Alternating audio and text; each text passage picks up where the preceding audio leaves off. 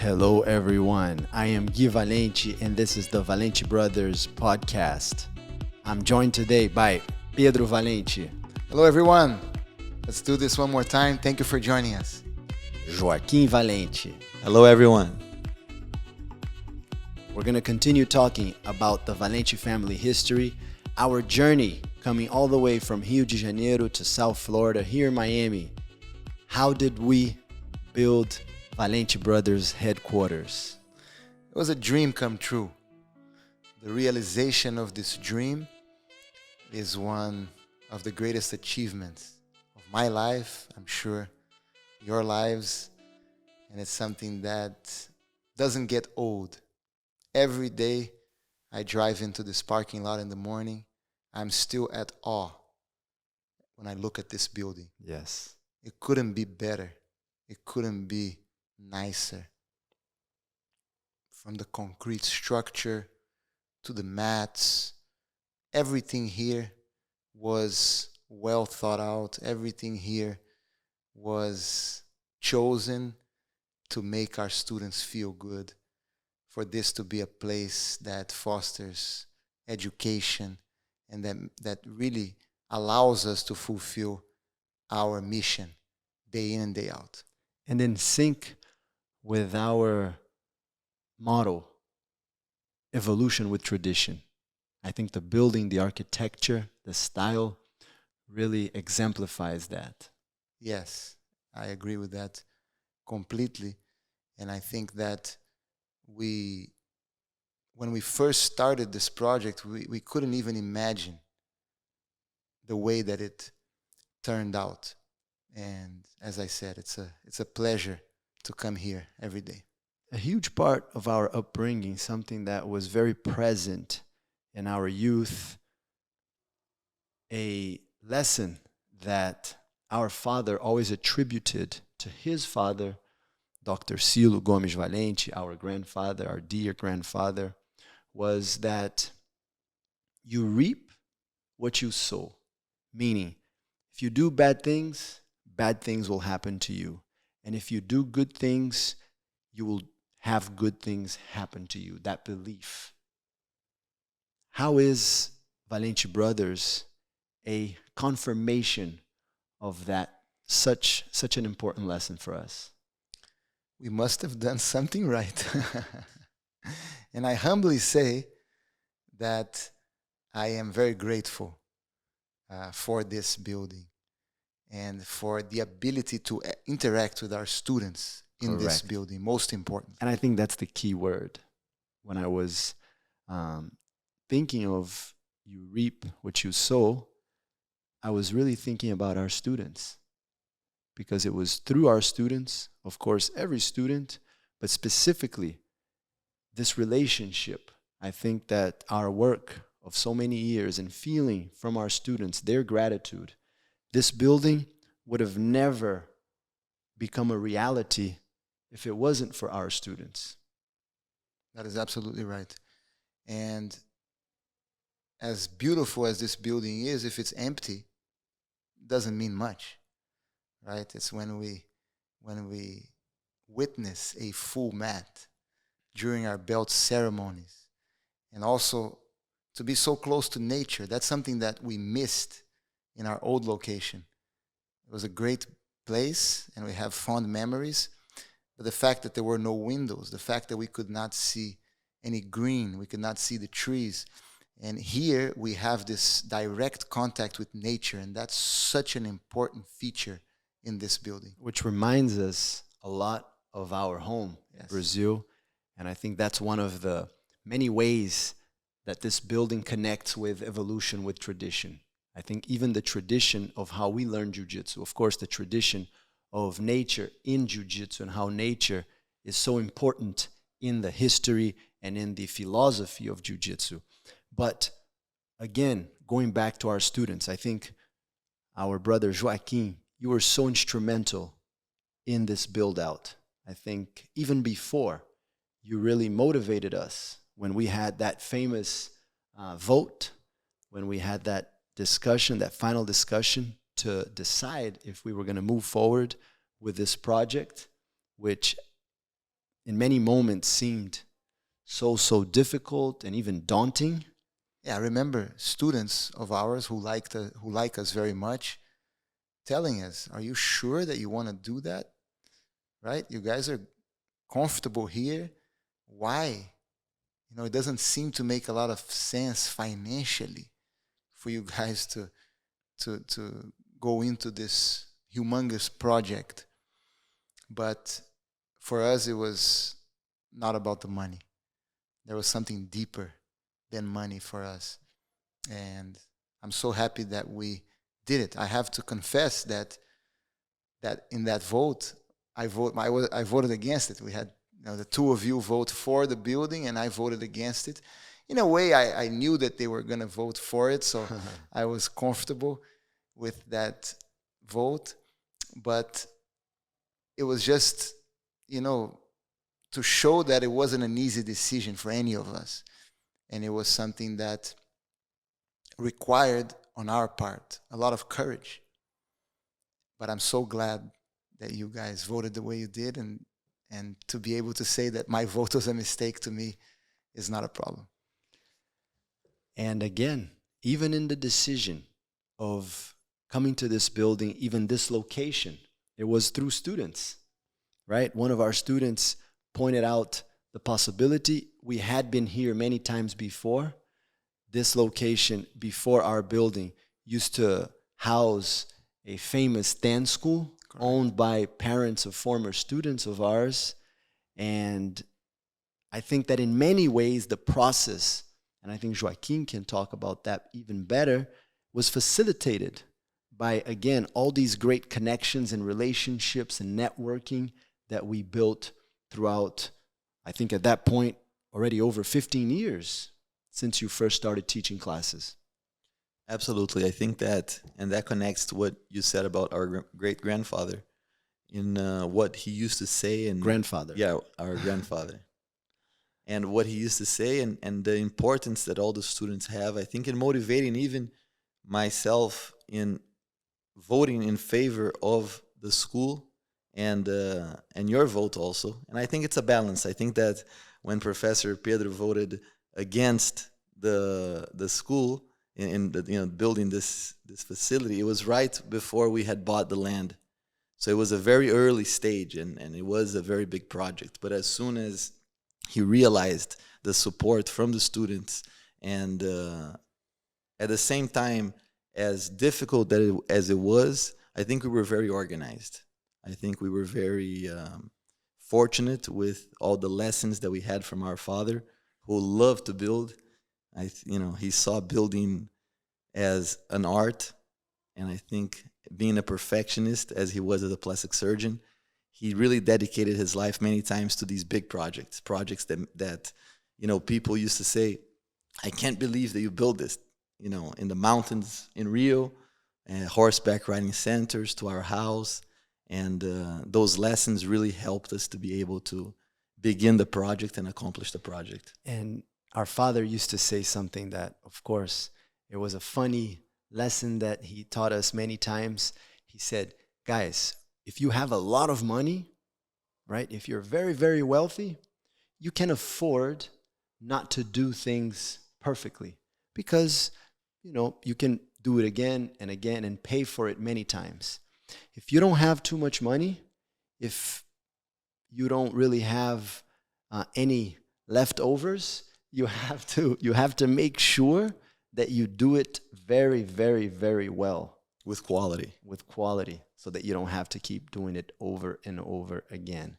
So basically he was saying sometimes it's worth investing a little bit more and not having to do it over and over again. He was very proud of everything he had that he was able to have for so many years, from furniture to our home, and even one of his parents' fridge. Exactly. That we have until today.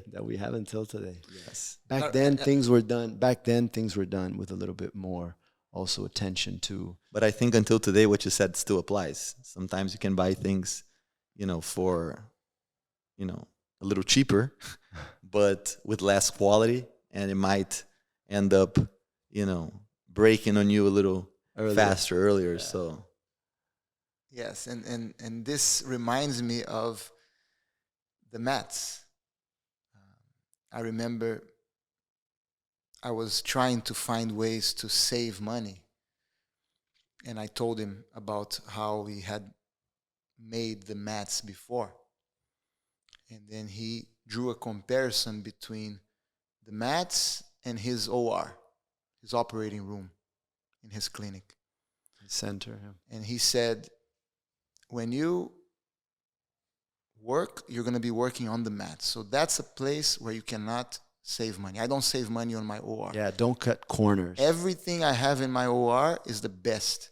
So you should have the best mat system in the world. So that was a big part of our project, was to create what we consider to be one of the best mat systems in the world. Not just the mats themselves, but what goes under the mat, the spring system. That's something that I'm also very proud of that we were able to achieve, and these mats are so amazing. The last couple weeks, many students have sent questions through our YouTube, Facebook, Instagram. And there was one question that we noticed that many students asked that question was, why did we choose? What led to us choosing? And I think Pedro should be the first one to answer that question, but choose the full-time profession of jiu-jitsu. When was that really, when did that happen? Yes, even though I started teaching jiu-jitsu, as we discussed last episode, for the love of it in 1993, I only made a decision to become a full-time jiu-jitsu teacher in the end of 1999 when I graduated from my MBA program at the University of Miami. And I remember that decision. It was not an easy one. I had job offers that were going to pay me significantly more than what I was going to be able to make as a jiu-jitsu teacher. And I remember talking to our jiu-jitsu teacher, Hélio Gracie. I remember talking to our father, but most specifically, Hélio Gracie told me, he said, jiu-jitsu might not make you the richest person in the world, but it's the best profession in the world. That's what he said. Because of the relationship you're going to have with your students. And those relationships are priceless. And that really made me want to make that decision, because I love to teach, I love to be on the mat, and I believe that that would give me the best quality of life. And you know how important that is to us. This also reminds me of, we used to refer to him as Vovô, Grandpa Silo, who often said that without helping others, without making yourself available to assist others, you really cannot find happiness, peace in your life. And it also connects us with our ancestry in medicine, right? Our great-grandfather, Guilherme da Silveira, was a doctor. Our grandfather, Silo Gomes Valente, was a doctor. Our father, Pedro Gomes Valente, was a doctor. And so there was always this interest in medicine. We grew up with medicine all around us. And we felt that teaching jiu-jitsu, even though it's not medicine, but it's a form of preventive medicine, because we are teaching people how to be healthy through jiu-jitsu. Our jiu-jitsu is designed to help our students become better human beings. And so we talk about nutrition, the exercise of jiu-jitsu and the physical benefits of jiu-jitsu and the mental benefits of jiu-jitsu. And we really believe that jiu-jitsu, the way we teach it, has a positive impact on the health of our students. So we dress in white every day. We're not doctors, but we are directly impacting the health of our students, and that's very important to us. Yeah, when I arrived, we were also not with the clear mission that that would be our full-time careers. You were still finishing your MBA, and I started teaching. The first week I was here in Miami, I was going to orientation, Barry University, and you also referred me to a student who wanted private lessons. And I remember that. And it was really a great experience to finally have the ability to have my own student and to really see his progress. And that's really something very special about teaching privates. And that's why until today, we teach sometimes 10, 12 privates per day, something we learned from our teacher, Hélio Gracie. Through time, I felt a connection, not only with my students, but with the school. So when I was thinking about what really made me think of jiu-jitsu as my full-time profession, I don't remember exactly a day or a moment where I made that decision. It was more an energy that every time I went to Brazil for vacation, and back then I used to spend maybe a month and a half in Brazil, especially during summer, I felt that I needed to come back to the school and to my students. Not only, as I said, having to teach, but even the building, even wherever we were, if it was in Sunny Isles, if it was our school in North Miami Beach, especially now here, it's almost like I felt that the building had life and that I needed to get back to it. And slowly, as the school grew and we had more and more students, and of course we felt that we could provide a good life for ourselves and eventually for our families. We felt that that was a possibility, and that was something that it was important even for our father. We had to prove to him that that was a possibility through a jiu-jitsu school back in Brazil. That was something at that time very difficult, right? It wasn't seen as a profession that you could really by itself really create a very positive way of life. No? So that's really how I believe that happened for me. Yes, and you just reminded me of something that was important as well in this decision-making process. In trying to always improve our methods, I used to go to martial arts industry meetings. I remember when I arrived. And there I could witness owners of martial arts schools who were doing well, financially speaking. And that's when I started feeling that if they can do well, I can also do it. And especially with my education, I was finishing my MBA. I really felt confident that we could create something special. How was it for you, Joaquim? Because you arrived in 2007 also to attend Barry University. Yes. I think that, for me it was a little different because I think I had two such great role models. And that process actually began in Brazil.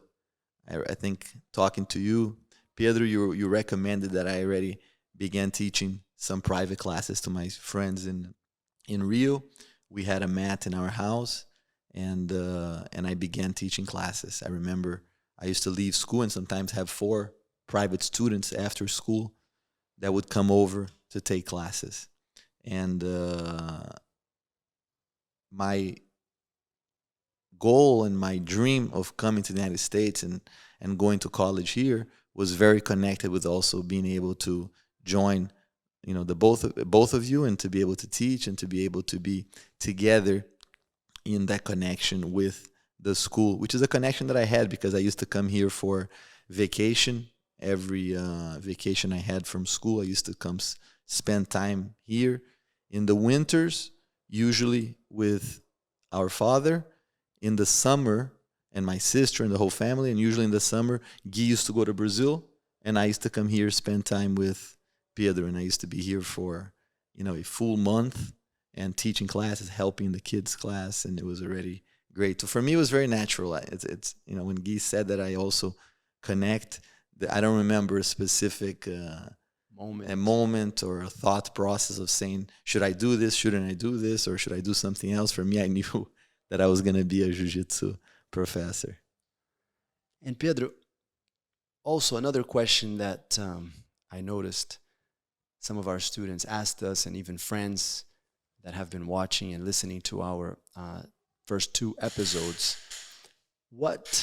how can you define the relationship of our parents and how that was also important? Because we often refer to our father, but our mom was also very important. And I think the harmony between them, Yes. even though later they separated, but the harmony between them was instrumental in our upbringing. No question. We used the word tribe in the first episode. And growing up, I felt like I was part of a tribe. I felt like I was part of a team that was very united. And I felt that our family, to be part of our family, actually meant something. And I felt so much love coming my way from our parents that I felt this responsibility not to disappoint them. And at the same time, they made me believe. They made me believe in the ideals that represent the pillars of our philosophy and our life. I believe that what unites us as Valente Brothers is not our blood. What unites us as Valente Brothers are our beliefs, our values, our ideas and ideals. And these ideals were forged in our lives by our parents. And our mother was with us more than our father. And she was such a positive presence in our lives. She taught us so much. Very kind, very soft. And very involved with everything we did, taking us to school, picking us up in school. Her best friends were the parents of our friends. And that really helped create confidence in us. Now that I have a son, I understand how that love creates confidence. And she really believed and helped our father with his, like we refer to, the master plan he had. Our father studied a lot as a doctor, a scientist, and a lot of what he used in our upbringing was a result of his studies. And I think recently we've discussed how that is important. Oftentimes you're going to raise a child and you think, okay, how do I do this? How do I do that? Well, you can learn, you can study. You can use books that have been written on subjects. There's different psychological techniques that can be used. And I think our father really took advantage of that information in many different ways. And I always felt that our mom she was always helping him in that process. There was always unity. There was always a connection. Yes, and in many ways she executed his plan. Correct. She helped execute his plan. And she, as you said, she believed in that plan. And even many times things that she couldn't even apply in her life, but she made sure that she always gave us a good example and that she helped us move in that direction. Both of them, right, Joaquim? Our father left for us a very nice letter. And in this letter, he talked about some of the most important values that we should follow, even in our relationship, the 4 of us, Joanna, and the 3 of us together. And he also talked about how he was proud that we, how did he say it? That we did not learn the negative things about him. Yeah, he said one of the greatest achievements in my life is that my children, they have my best qualities, but do not have my flaws. Yeah, I think that's one of the most amazing, things that you can do in your life, which is to recognize certain mistakes that you have done, recognize maybe things that you've worked on trying to fix throughout your life and you were not able to do that. And you can teach your children not to have those same problems. And I think our dad really strived in his life to help us and guide us, not make his mistakes. And I think, Grandmaster Helio was instrumental in that, and he even allowed Grandmaster Helio to help us in certain characteristics that he maybe was not so good at. Yeah, to lead the way in many ways.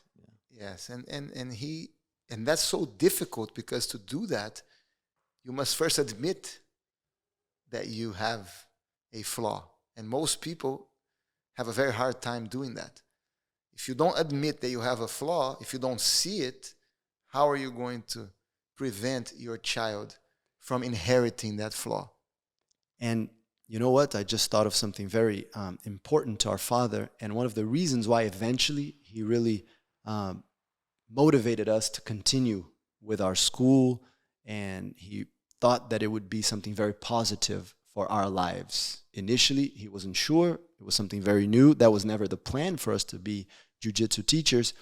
But even though he never said that directly, indirectly, I always felt that maybe one of the reasons why he felt that maybe he was not able to live a certain way was because of everything around him. Correct.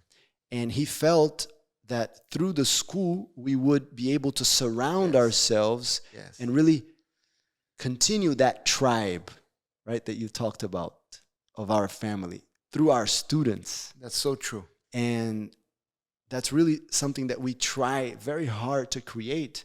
And I think in many ways, we even put together a new culture for jiu-jitsu through our school, so that our students feel like they have each other. And making a connection, I think the building is so instrumental in that, of allowing a student to come here in the morning. And sometimes we have students that spend the whole day, living through this culture. And we want friends here. And we want to continue to be able to evolve in being able to offer even a more, vivid experience in their daily routine here at Valente Brothers, to be able to, have all of the 753 code present in their routine at Valente Brothers. And even though we do this for our students, the ones really who benefit the most from this are us, ourselves. Of course. And our Father loved us so much, and that's the reason, as you just said, that He supported us in our decision to be full-time jiu-jitsu teachers, because He knew that money was not as important as this, as the quality of life and being able to continue to live according to these values. And that the best way for us to continue to live according to these values was to be surrounded by this culture and by students who believe in these values. Yeah, it's much easier to follow a certain way. For us, we refer it to the way. Even now with the 753 code, it really makes it easier to follow the way. But we believe that it's important to have all kinds of people around you, right? We don't believe in a cult. We don't believe in having everyone around you follow everything you say, not questioning. Quite the contrary. We view jiu-jitsu and what we do as a science. And what is it that makes it a science? Exactly this notion that we have to try to also always ask questions. Absolutely. And always try to improve. Always try to get better. Not just believe in things blindly. Because our Father, sorry to interrupt you, Pedro, but our Father, He taught us through always explaining the why. So we expect always to know why we're doing things and not just following something blindly. Yes, and we also saw our teacher, until the end of his life, continue to make adjustments and to discover and to ask questions. Because only by asking questions you can find new answers. And so you're absolutely right. This scientific approach to jiu-jitsu and to life is something that is extremely important in our philosophy. And we always want to encourage our students to continue to ask questions and to continue to think while they learn. If they're not thinking and there's no questions being asked, there's no evolution. Correct. I think that's what makes evolution. Correct. And I think another key to the fulfillment of this dream that we're living here at Valente Brothers is the understanding we have of commercialism versus, in many ways, we could refer it to budo. But in English, this artisan, this craftsman approach to teaching jiu-jitsu, where we don't view jiu-jitsu as An assembly line, it's a craftsmanship. correct. And I was reading just this weekend an article on the New York Times about this. I believe it's a mochi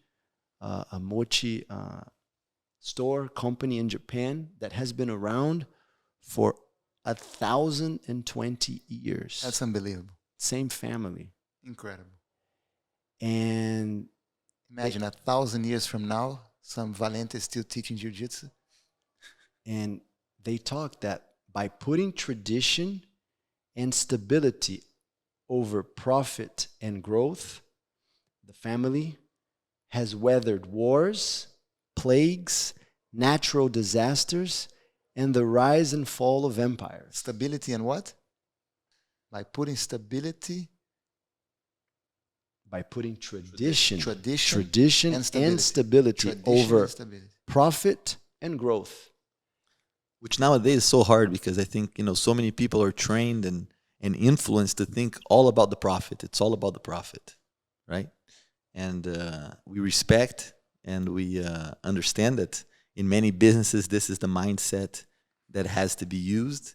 But in connecting with the lifestyle, I think that it's very important what you just described in looking and seeing a business that has been around for so long, which the goal was never just to create a business for you to sell, right? It's a business to stay in the family, and I'm sure the family members that were involved in continuing this tradition, they were able to take away a lot of the lifestyle that we're describing.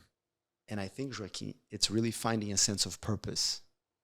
And Pedro, you have talked about how living with a sense of purpose makes all the difference in the world between a happy life and a depressed, sad life.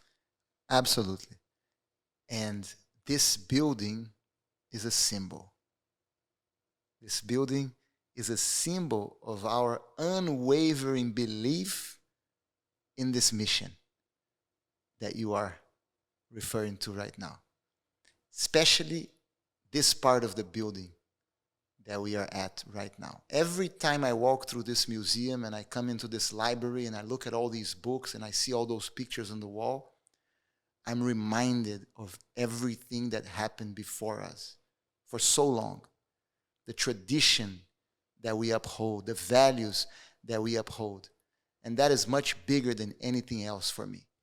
And it just gives me a great sense of purpose. It makes my life purposeful. And I feel it every time I'm in this building. As I said, this building is a symbol. And it's an educational facility. And it motivates me. This building motivates me to be the best teacher that I can be and to give our students as much knowledge as I can. Yes, and a sense of responsibility. We have a huge responsibility when we understand the purpose, we understand the essence of our profession, of what we chose to do. And I think that's what, Joaquim, you were referring to when you talked about different types of businesses. Which sometimes I think it's hard to apply this to every business. Correct. And I think that and that's why it's so nice to have students that maybe in their business, this cannot be applied so much, and they need to have more of that mindset of the profit and more of the mindset of the business in trying to make it the most profitable as possible. But they find in our school a home. Yeah, but I would say 100%, because here every student has the ability to help other students. Yes. And to come here and see this building as a home. But I would say, Joaquim, that in every business, and that's an advice I believe that is very valuable. In anything you do, you should always find ways to help others. 100%. Quem trabalha pelo que ganha não vale o que recebe. If you work only... That was Portuguese. Yes. If you work only for what you make, you're not worth it. you're not worth what you're receiving. So money and profit should not be the only reason. If you don't see something more valuable in what you do, if you don't see that others are benefiting from what you do, then it might not be worth it. Yeah, and the essence of helping that we carry with us, I think, from our instincts, helpfulness, helping each other. If it's helping a friend, if it's helping parents, if it's helping someone that you don't even know, it feels good to help others. And we see so many examples nowadays of companies that, facilitate someone's life, that really allows through technology to change someone's life, and how much they become worth so much. So, sometimes the value of something is connected to this, ability to help. Not just technology, companies Everything. investing in the health of their employees and taking them to exercise and activities that they recognize the value of the human being. But the point that you made earlier, Joaquim, I believe is extremely important. That even for the people that don't feel that sense of purpose in their work, they can find in this building that feeling, and they can really connect themselves with these values. Yes. So let's talk a little bit about the build out of this school, Joaquim, because there are many lessons that can be learned from that process. Right from the beginning, we went ahead, we purchased the land. Well, before, the school was not going to be here. Do you remember that? Yes. We actually shook hands with the owner of another piece of land not too far away from here. Which would have been also a good opportunity. Actually, we looked at this place before that one that you're referring to. The one that we're in right now. Yes. We looked at this building, not the building, there was no building, but we looked at the building that was here before, and we decided that it would not be possible to. We thought it was too small. The building was too small, there was not enough parking. Well, correct. Yeah, the land size was too small. Yeah, but at that point, Joaquim, we did not even contemplate the idea of possibly tearing down a building and building something completely new. Yeah, so that building was too small for us. What was here before this. And then after that, we thought about possibly building. And we did some studies, we looked at it, and we wanted to build I think maybe a building. Joaquim, more aggressive, I have to say. But we were still very much concerned. We've thought about renovating an old building, different options. But go ahead. So we were having a hard time finding something. So I remember this very well.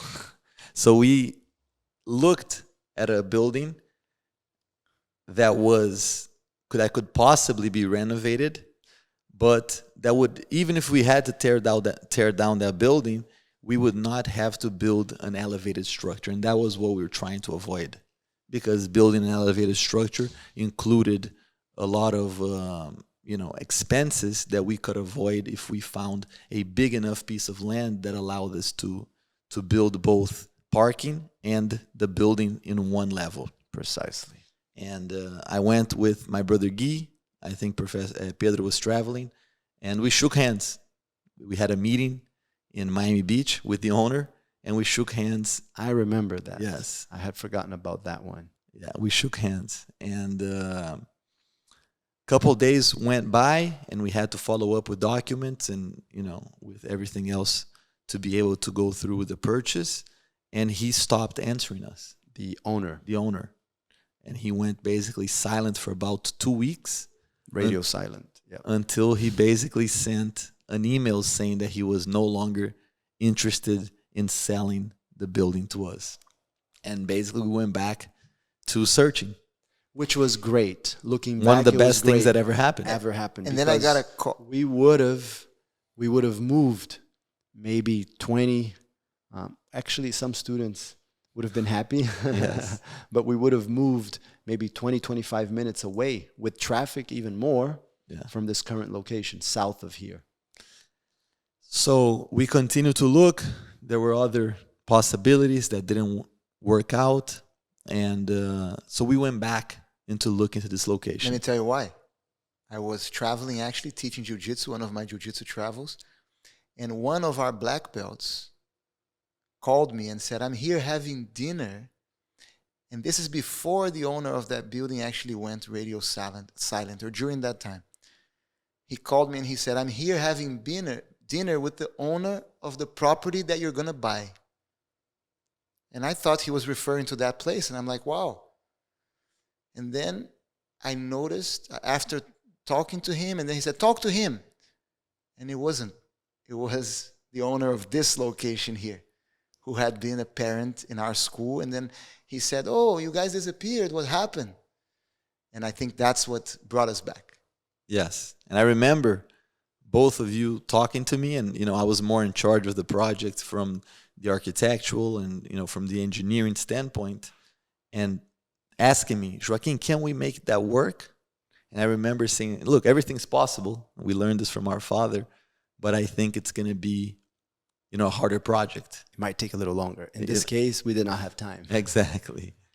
And, but I think, as Gui said, I think was one of the best decisions we ever made. And basically, I brought, the architectural team with the engineering team together, and we said, look, this most likely will be, because at that point we had made visits already, even with the contractor that built this location, to the other location that we went to. And the great thing for those that have not been here and those that did not have the opportunity to train in our previous location, this is only a 10-minute walking distance from our previous location, which is so important, especially making such a big move. We really did not want to lose students based on a move to somewhere that could have been potentially too far for many students that lived in the area. So then we go through the process of the purchase, which was very hard. Applying for a loan and going through all that process was not easy. And we bought the land at the same time we were working both on the architectural. Our father was helping a lot with ideas for the interior of the school, and engineers working, and the soil of the school, because of its location being so close to mangroves on the back. And if I can just make a quick point, because it happened right then and there, and I think it's so important given this conversation that we're having here today. I remember clearly when we were negotiating for the purchase of this land, for the building that was here before, I remember the owner telling me on the phone that he really wanted to make this happen because his kids had trained here and the benefit to his family, and it was important for him that this place was going to be a place that would do good for people.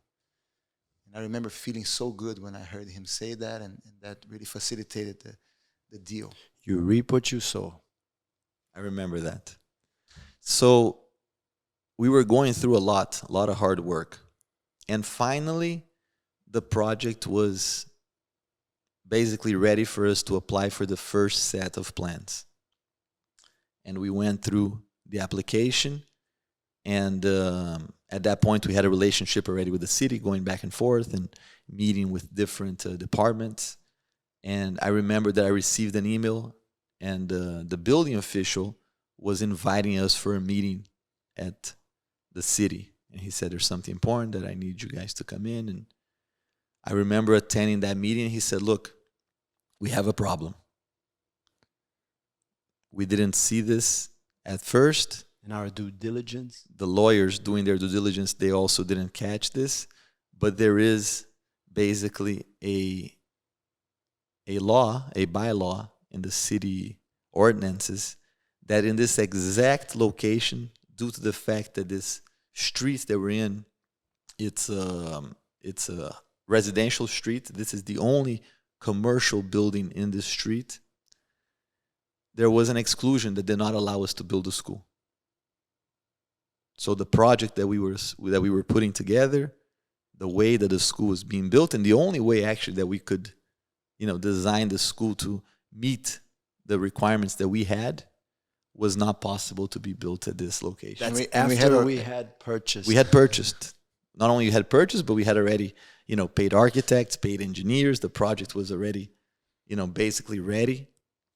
And that was a big obstacle that showed up.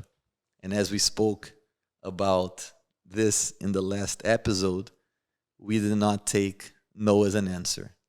I remember being in that meeting and looking at the building official, and he was actually the head of the building department, and which later, through going there so many times, he became, a friend.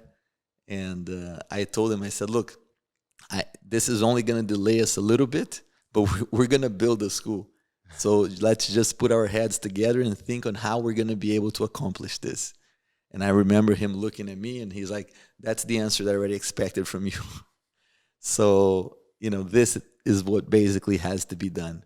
And we had to basically come back to the city because, we had to go already through a commission hearing and through a zoning, planning and zoning hearing to be able to approve the project. And now we were going to have to go all the way back through that again. And some of them open to the public, right? To residents. Yeah, the commission hearing open to the public. And to be able to get an approval for a variance. So there was a variance created to be able to allow this building to be built where it is today. And I remember that I think the project got delayed about at least 3 months just in that process to be able to prepare all the documents, to be able to prepare a presentation, to give enough time for residents to be able to be notified and come forward if they did not agree with the project. And with the help of so many wonderful students that work in that in that kind of work, and also live in this and many city, students that live in the city that supported our Miami project. Beach. They have businesses here also that supported us. We were able to approve the project. Remember the day that we were approved? So many students of ours came to the hearing. Yes. In the city hall, and that was so special to have to have their backing. Yeah. Because we were a little worried that people were going to show up to to vote against it. Correct. Not to vote, but the only people that voted are the commissioners. But to argue against. But to argue against it, to speak against it, and it was wonderful to see so many students show up to support us. Yeah, I have actually a picture that I keep me coming back home that evening, and as I was coming home, my wife took a picture, and I'm tired, and I have my 2 V's of victory and Valente victory like this, and it was specifically that day coming home from that hearing and feeling like that was an important step. I remember talking to our dad, and he said, if I was you guys, I would put a picture of the project, what the school is going to look like, the rendering. I would put a picture of that on your wall. I would look at that picture every single day and use that as motivation to work harder and to do everything you can to make this happen. What I did was I put the picture on my desktop, my computer, and it's still there till this date. And that was a great advice because every moment, everything I did, I was always looking at that picture and clenching my teeth and saying, we're gonna make this happen. We're gonna do it. And having both brothers, always giving me advice was so important on being able to accomplish the project. The project was a long project. I think all contractors, they overpromise and underdeliver. Not all, hopefully. We hope, that it wouldn't be that way, but it happens. And I think, it's not only because of their fault, but, there's a lot of things that are out of their control. Sure. In South Florida, we have a very changing, nature. We have a lot of storms and hurricanes and things that we have to fight through during construction. I think also that, as a general contractor, we depend on subcontractors, and that also has an effect. So it's not all to blame on the general contractor, but it wasn't easy. I will say that it was sparring like a competent 260-pound, 6'3" opponent that I had to keep him in the guard for a very long time. At one point, he was able to pass my guard. He got on the mount. I was defending, for a long time. He got tired. Upa passed the guard, got on top, and choked him out. And for the majority of the time, Joaquim, you were not teaching in the morning. Yeah. In Right? the beginning I was, and then we felt like I had to Someone had dedicate to- more time Yeah. to the project, and I started being more in the construction site Early in the morning. morning. And then I think towards the end I stopped even teaching at night also. I stayed for about a good 6 months dedicating 100% towards the project. And I must say to all our friends who are listening to us right now, how proud and grateful we are to our young brother Joaquim for his work in creating this building.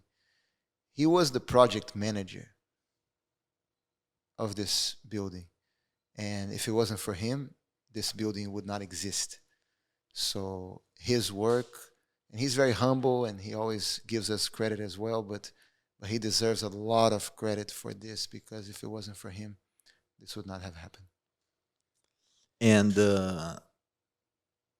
one of the main things that I would always think in the process of building the school was how jiu-jitsu gives you not only the power to be able to have great adaptability in moments of crisis, in moments of tension, in moments of obstacles that are unexpected, but at the same time, how the support of so many students and the connection that jiu-jitsu gives you, and the family that we have of students here, how everyone is always willing to be able to help each other, how I basically, anything that I needed, I had someone to call. From obviously my brothers, but I needed help in a specific trait of the building. We had a student that specializes in stone that I could talk to. From the politicians to to pretty much politicians every to- area of construction. All the Yes. modalities, everything. So this always, gave me a lot of comfort and a lot of Confidence. that we were going to accomplish it. It might take a little longer. There were a lot of changes also. That made it. Professor Gui has many ideas. And that's one of the memories that I have in, showing up home or, waiting. I knew it was about to be lunchtime and, Gui and Pedro were about to finish teaching. I'm like, okay, here they come. And there's going to be changes. Yeah, I would already tell Pedro some of the ideas I had so that he could help me. Actually, our father was giving us a lot of advice, and one of the main concerns our father had, understandably so, was the pricing. Was how a lot of these changes and a lot of our ideas, my ideas, were going to make the building so much more expensive. And I remember that he wanted us to have the least amount of windows and glass possible. And I remember saying, Dad, but we need a lot of glass because that makes it look so much nicer. And he was also worried about safety. So we had, of course, to get all the safety approvals through our engineers and architects. And of course, the city, eventually the fire department, right? Everything that entails that process. But he also, like we've talked about earlier in earlier episodes, he was always willing to listen. Yes. And at one point, when we also had to talk about numbers, it was difficult.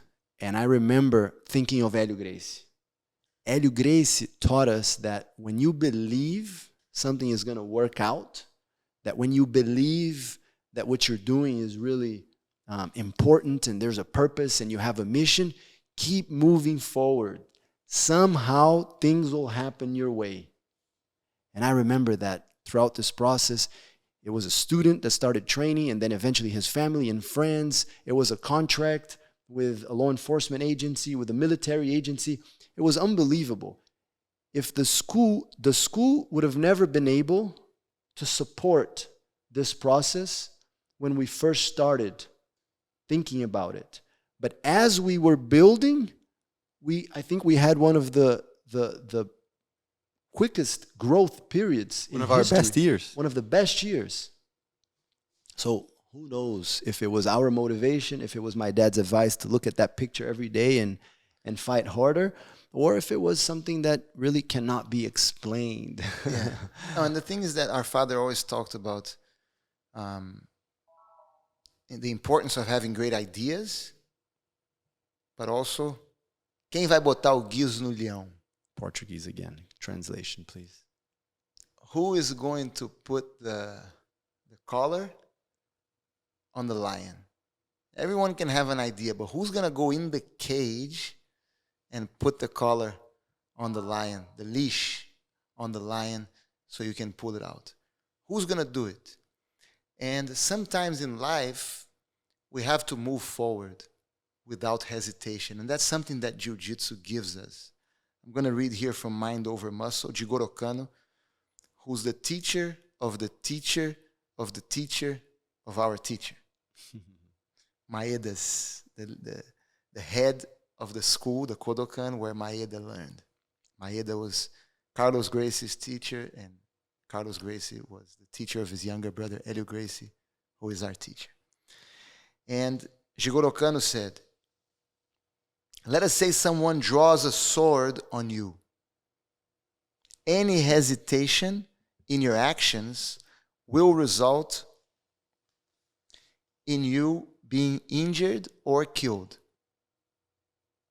You must react automatically, instinctively, just as when you blink impulsively when a fly approaches your eye.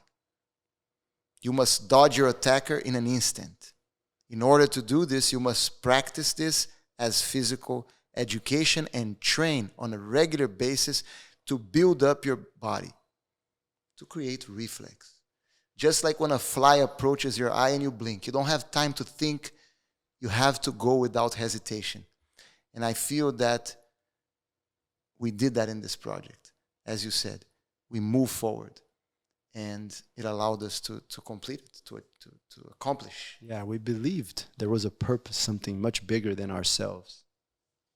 Absolutely. Another great lesson that I had in this project was patience.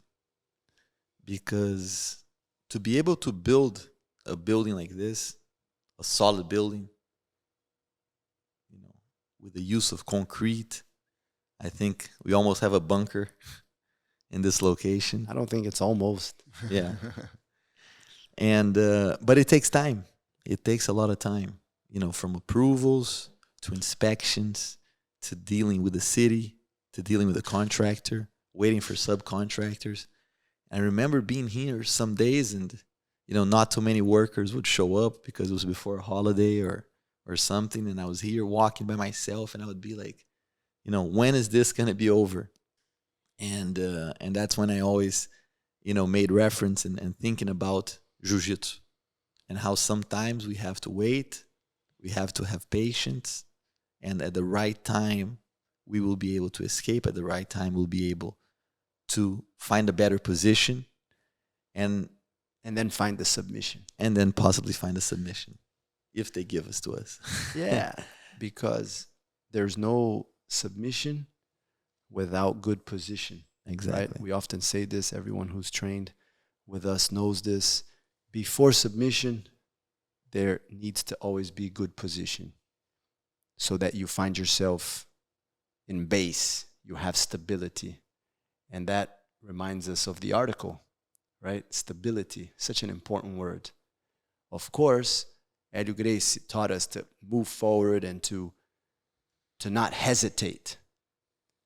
But you'll only be able to do that if you find yourself in a good place, if you have a good foundation, which is so important in building, right? Absolutely. And those moments that Professor Gui spoke about, how we were, without understanding how some things happened so positively, right? A lot of times so easy for you to say, oh, we got so lucky.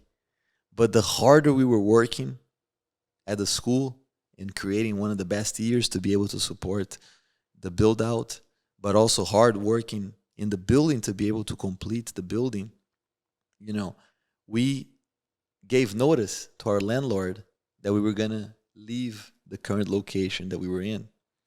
And that was always very hard because he basically wanted to know when we were leaving to be able to rent out that space. And we were never sure of when we would be able to come into this location. Because we had to, of course, we couldn't lose our students and we couldn't stop. We couldn't close the school. We couldn't close, so we had to stop teaching there one day. And start here the next day.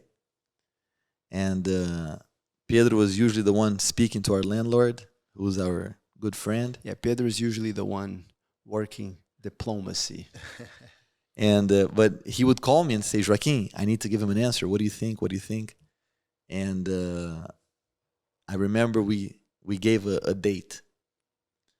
And unfortunately, that date was coming closer, and we were not finishing the project.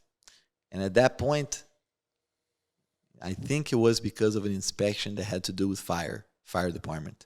And we can even talk about that and how history helped us in studying the history of jiu-jitsu.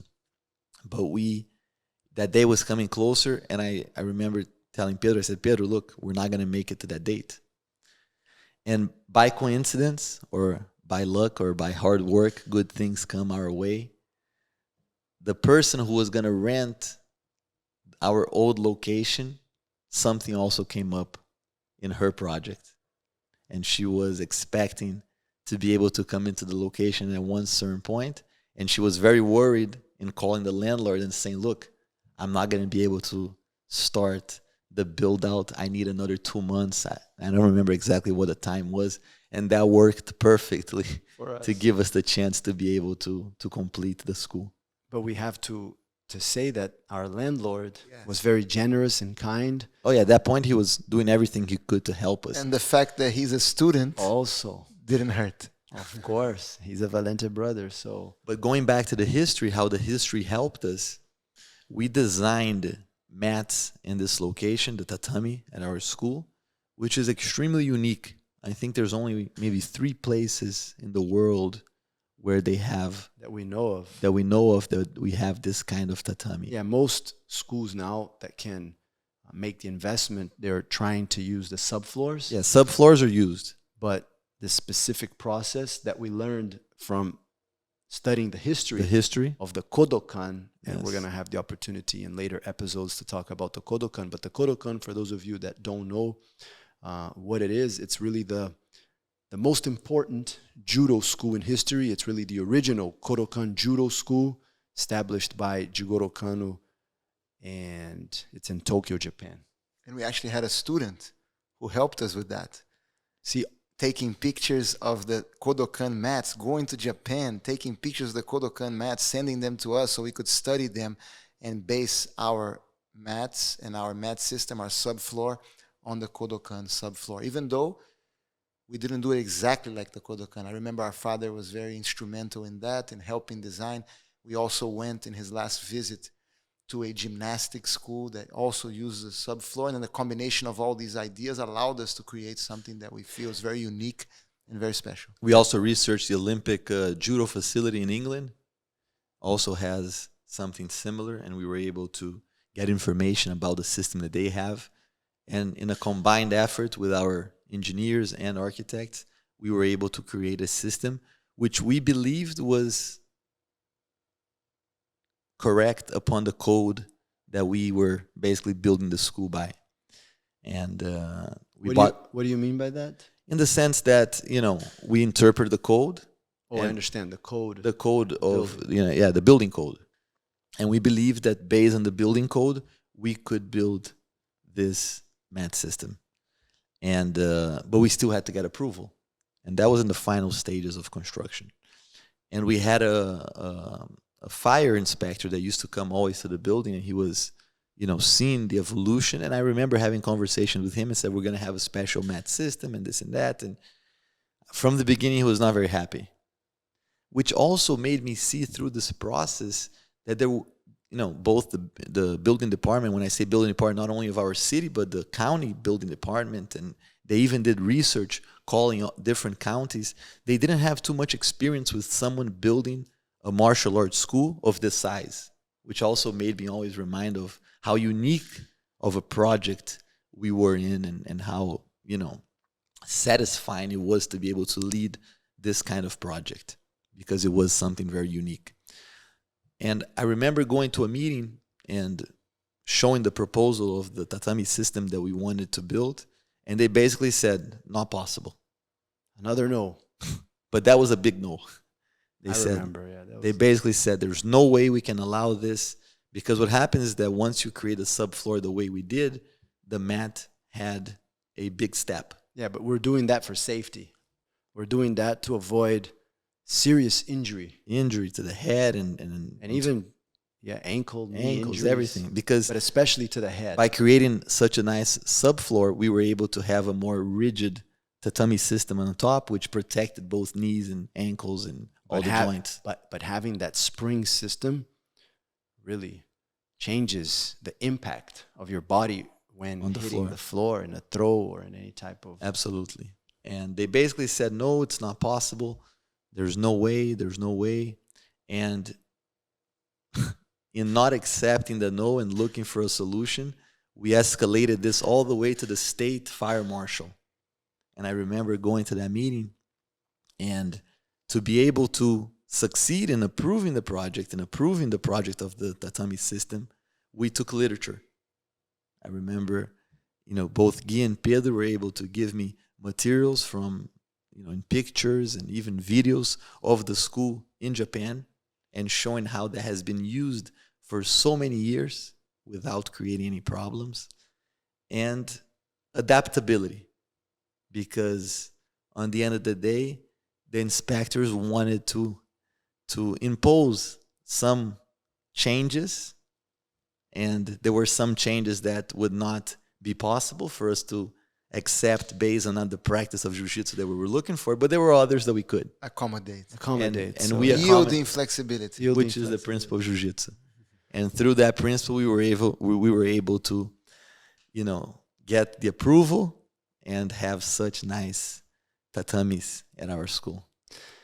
So as we wrap up this episode, I have to ask Pedro and Joaquim, of course, we can all talk about it. How was the feeling of being able to accomplish this? And at the same time, I think a few months before us being able to inaugurate the building, having to go through I don't like to use the word loss, right? I think the departure on his spiritual journey of our dear father. Yes, I always remember his last visit to us, a few days before he left us. He left Miami, and then 2 days later, he already went to sleep and didn't wake up anymore. And a few days before that, he came to this building. We were actually, I was traveling. I was teaching a seminar out of town, and it was Saturday, and he just decided to walk from the old location to this location. A sunny, very warm day in, I think, May or June. Yes. May. There was a friend of his here with him, and they walked together to the building. And when he got here, it was locked, and there was a gate. And he jumped the gate to be able to get into the building. And the shell of the building was already in place. And I'm so happy that he was able to jump that fence and to see the building. And that's something that, even though I wasn't here with him, that's something that means a lot. And I'm sure that right now from upstairs, he's very, very proud of us and proud of this building. And I'm also very, very proud of this process of construction that we discussed today. So proud that I keep the hard hat from those construction days. I keep it in my office. It's displayed in my office. And it's something that I look at every day. I used to stay in my car because after teaching the morning classes, both of us used to come here every day. To meet Joaquim. And to look at the project and to see the construction. And I keep that hard hat with me because it reminds me of a very, very important project and a very important mission that we accomplished in our life. Yes, my hard hat is still in my car. And yes, I think it was in many ways, especially the way we view life and death and our spiritual beliefs. I think that the building of this amazing project was a transfer of the torch. Our father really at that point transferred the torch to us in different ways. And I think to Joaquim in a very significant way. Joaquim really learned from him how to persevere and how to always fight for the best possible option. And of course, the practical approach to building. Like you said, his love for building, his love for creating new things.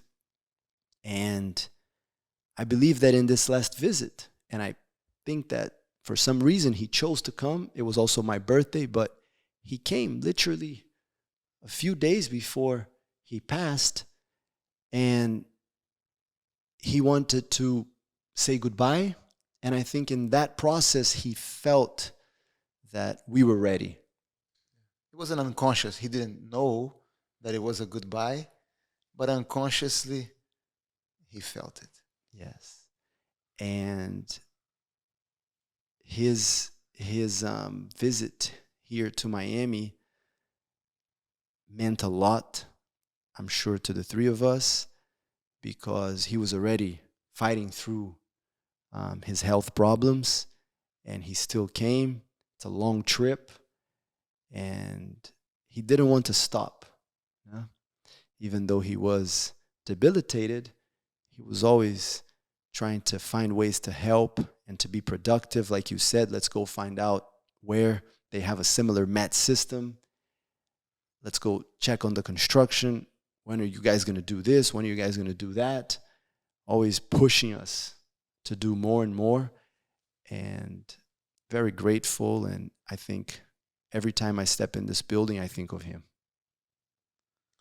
I think he was very proud.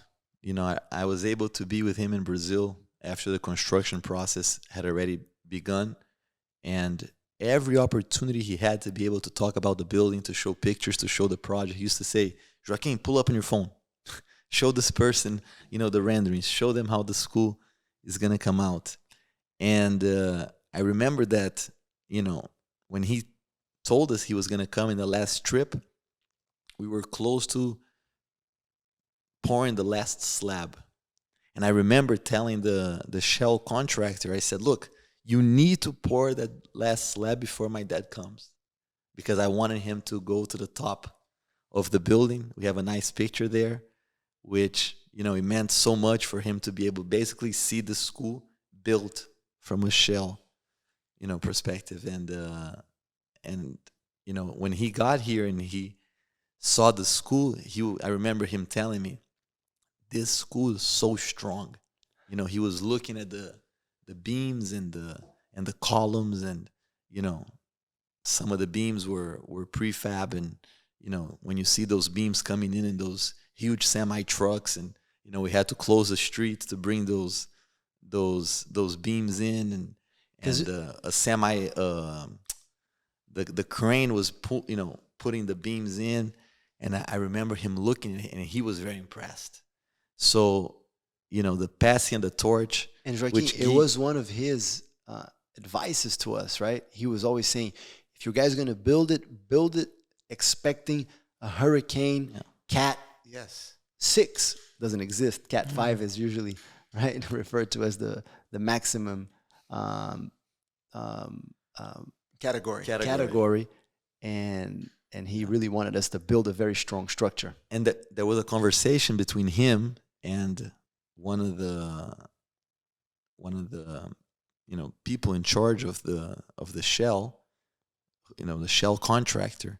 And I remember my dad saying, you know, this came out to be a very strong building. And the shell contractor said, you know, hopefully you guys stay here forever, because whoever comes here one day and they try to tear this down, they're going to have to use dynamite to be able to take this building down. And my dad was very happy when he heard that. You know, he's like, yes, that's the kind of building that I want. Let me ask you a question. I was curious earlier when you talked about that you were going to talk about the connection between fire and the history of jiu-jitsu. Yes, that's when I described that I went to the Kodokan. to the state fire marshal using proof that this system had been used before. And they approved it. And how safety was our number one concern. And so, you know, I also felt what Gui said of the torch being passed on, and you know, how my dad was so happy. And for him, it was almost like mission accomplished. We were the most important thing in his life.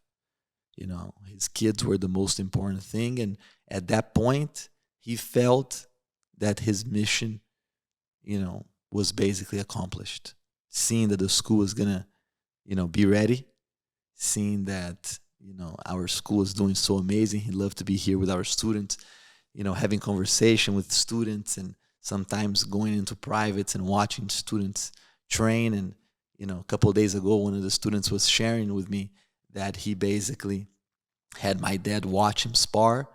And afterwards he said, I basically like a lot this throw that you did. And it was actually one of our brown belts that just got his black belt, and how that meant so much for him. And, through his visits, he was able to create this connection with so many students and with the school overall. So it was mission accomplished. And, at that point, I think it was in a very subtle way, he kind of said goodbye. And, for me, even in a more special way, I think one day we can share in a future episode. And, that whole process of him leaving was also, I think, one of the biggest lessons that he taught me. And so I think it was a very special moment for all of us. Yes. And a few months after our father passed, the school was inaugurated and your first son was born. Correct. So life keeps moving forward. And the torch is still moving forward. Yes. And he said something very special to us when Grandmaster Helio passed away. He sent us a letter. He sent us a letter and he said, let's pick up that flag and run up the hill, right? So that's a huge lesson, right? Life goes on and we keep moving forward. And the purpose, the mission, never dies. Never dies. Thank you so much, everyone. I hope that you are enjoying. We are really enjoying these podcasts. It's also great for us to be able to remember and share all these stories with you.